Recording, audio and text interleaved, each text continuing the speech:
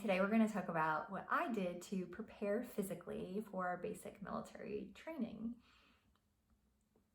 Certainly we're going to talk about the working out portion, but there are a couple of other things that I did physically that do not fall under working out, but that I do believe were super helpful in preparing me. There is so much coming at you when you go to BMT that I think preparing physically and getting that all situated before you go will allow you to manage other things a little more easily because you're not stressed out about the physical portion. And I am 15 to 20 years older than most recruits, and I was able to keep up without any problems. In fact, I do, based on my age, have different requirements. However, if you look at what I did push up, sit up, and run wise, I still would have gotten a 90 if I were a 20-year-old male. So that says to me that I was seriously prepared and able to manage the physical part. And I'm not saying that in a prideful sense. I'm just saying that because I want you to understand that you can go in ready without killing yourself or beating yourself up, but it does require some work. And so I'm just gonna talk about first the workout portion of what I did. So I do already work out. I teach Zumba, which is a dance-based class. And so no, we were not doing any dancing at basic. In fact, we got in trouble for doing some dancing when we got caught by our instructors. No dancing. So that workout is not something that I could continue to focus on. But I did change my running habits. I was not really into running, not exactly my thing. And so I knew I needed to really step up my game there. So 3, 4, 5 times a week, I did run. I found a local jogging track. It was slightly larger than a quarter of a mile. So if you do have access to a quarter-mile track at a school or something of that nature, I would suggest using that because it is flat and it is the same size track that you will be running on during basic. What I did was, again, anywhere from 3 to 5 times a week would go and run for a solid half an hour. And it's important to run steady state. You're just kind of maintaining the same pace the whole time. So if you do need to start off run, walk, do that. Absolutely do that. But once you can start to make it through the entire 26 minutes is what we do at boot camp, but I took a little extra and made sure that no matter what, I always ran 30 minutes. And that's so I know when I got to boot camp, 26 minutes wouldn't be a problem. And then as far as the body weight exercises that you do during BMT, I'm gonna actually put a link to another video in here. I did watch another person's video, found that they had demonstrated all the exercises, and then I took that and created a workout from it. So during boot camp, you of course are doing a ton of push-ups and a ton of sit-ups. And the reason for that is because your test is based on push-ups, sit-ups, and running.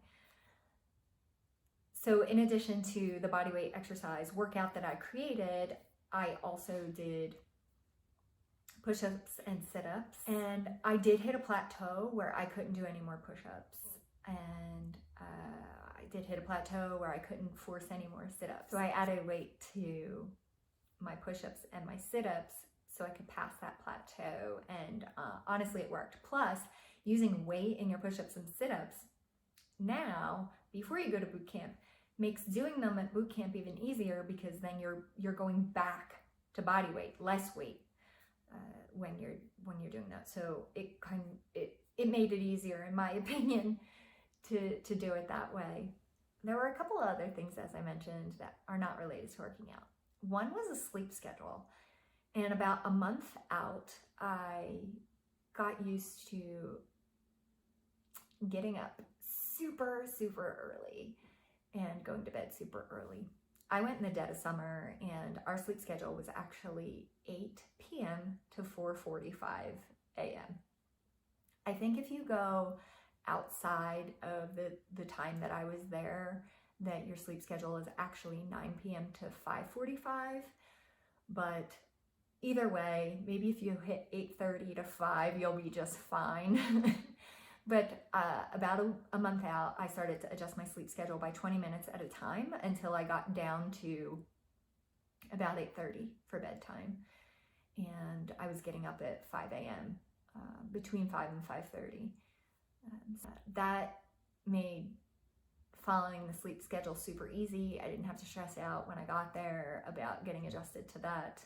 I also researched what your day is structured like, and it could differ in the winter from what I'm reading, but I'm not really sure. And so you might want to see if you can find somebody else who'd gone during winter time. But in the summer, you get up and you work out first thing in the morning because otherwise it's too hot later in the day. And so I followed exactly that. I got up at 4:30. No, I got up at 5, got dressed immediately, and worked out. And that was really good because my body got used to being physically active immediately, which you will be doing at basic. So I also changed my eating habits, and that's because I am what they call a grazer. Never one really big meal. And I know at boot camp, you're eating 3 square meals. And I thought, well, that's not what I do. And I'm not used to that. So also when I started to change my daily structure of about a month out, getting up early, working out, I then also started to make sure I would eat a full breakfast, not have anything until it was lunchtime and not have anything until it was dinner time. And that got me used to eating just 3 meals only and eating enough to sustain me through the day rather than these small meals. And that's just me personally, because that's how I already ate, was those grazing habits. And I just wanted to make sure that I didn't have any problems. And then the last thing I did was I found out that caffeine is not served at boot camp. There's nothing containing caffeine. And I am a coffee drinker. And I did not want to have caffeine withdrawal in the first several days of boot camp. Okay, I just didn't. So I decided to start tapering off, so I didn't even have a caffeine withdrawal at home.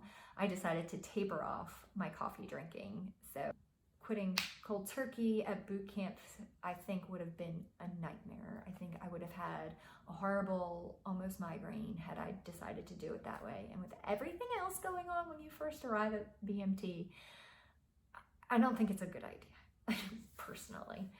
So those were the things I did to get ready physically for boot camp. Go ahead and let me know in the comments below if you have any other questions about getting physically prepared for basic. If you have any other questions, go ahead and let me know, and I will likely do some other videos just so I can help you get prepared as much as possible. And don't forget to subscribe and click the notification bell so you know when I'll do more videos.